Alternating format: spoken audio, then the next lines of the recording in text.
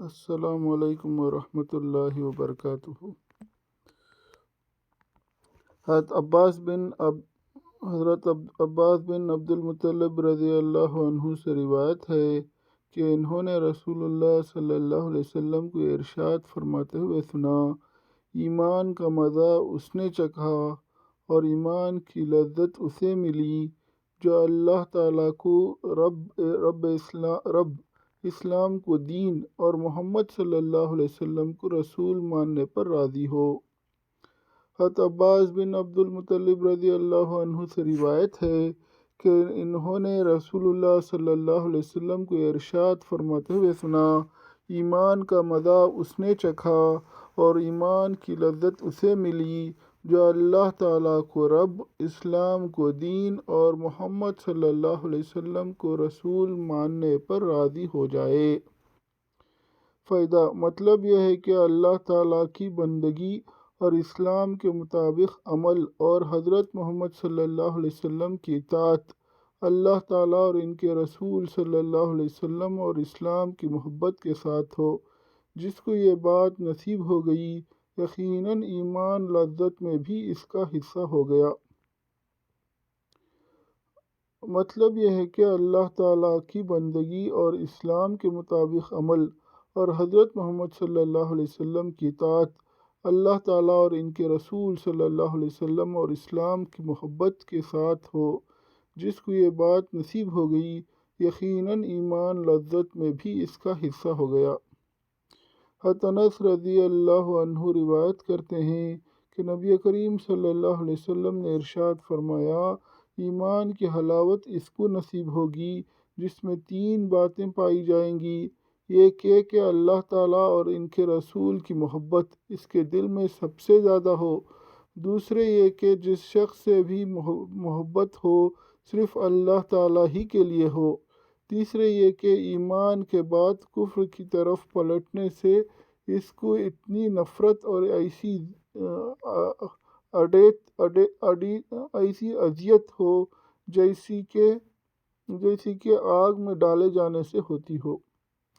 حضرت انس رضی اللہ عنہ روایت کرتے ہیں کہ نبی کریم صلی اللہ علیہ وسلم نے ارشاد فرمایا، ایمان کی حلاوت اس کو نصیب ہوگی جس میں 3 باتیں پائی جائیں گی۔ ایک یہ کہ اللہ تعالیٰ اور ان کے رسول کی محبت اس کے دل میں سب سے زیادہ ہو۔ دوسرے یہ کہ جس شخص سے بھی محبت ہو صرف اللہ تعالیٰ ہی کے لیے ہو۔ تیسرے یہ کہ ایمان کے بعد کفر کی طرف پلٹنے سے اس کو اتنی نفرت اور ایسی اذیت ہو جیسی کہ آگ میں ڈالنے جانے سے ہوتی ہو۔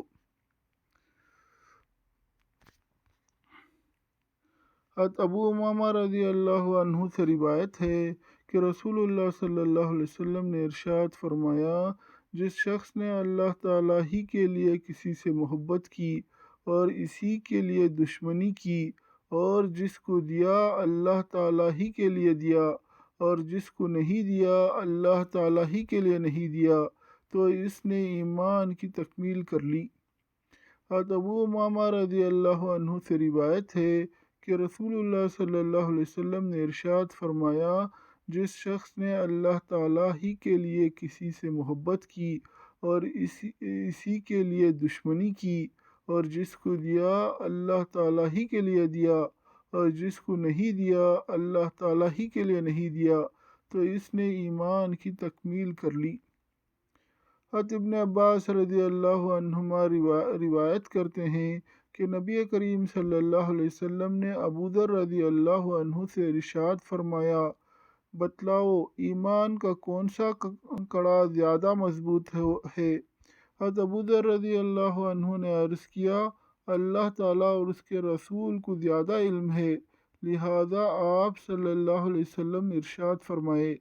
آپ صلی اللہ علیہ وسلم نے ارشاد فرمایا، اللہ تعالیٰ کے لیے باہمی تعلق و تعاون ہو اور اللہ تعالیٰ کے لیے کسی سے محبت ہو اور اللہ تعالیٰ ہی کے لیے کسی سے بغض و عداوت ہو۔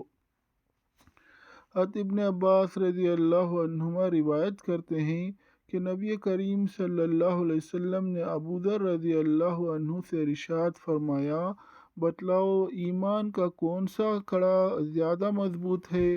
حضرت ابو ذر رضی اللہ عنہ نے عرض کیا، اللہ تعالیٰ اور اس کے رسول کو زیادہ علم ہے، لہٰذا آپ صلی اللہ علیہ وسلم ہی ارشاد فرمائے۔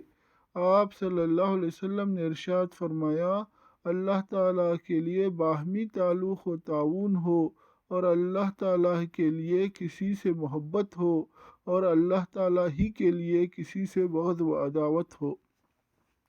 فائدہ مطلب یہ ہے کہ ایمانی شعبوں میں سب سے زیادہ جاندار اور پائیدار شعبہ یہ ہے کہ بندے کا دنیا میں جس کے ساتھ جو برتاؤ ہو، خواہ تعلق کا ہو یا ترک تعلق کا، محبت یا عداوت، وہ اپنے نفس کے تقاضے سے نہ ہو، بلکہ صرف اللہ تعالیٰ کے لیے اور انہی کے حکم کے ماتحت ہو۔ اللہ تعالیٰ جو کچھ بھی پڑھا گیا، اللہ تعالیٰ عمل کی توفیق عطا فرمائے اور دوسروں تک پہنچانے کی توفیق عطا فرمائے۔ اس چینل کو سبسکرائب کیجئے، انشاءاللہ روزانہ تعلیم جو ہوگی اس میں میں اپڈیٹ کر دوں گا چینل پر۔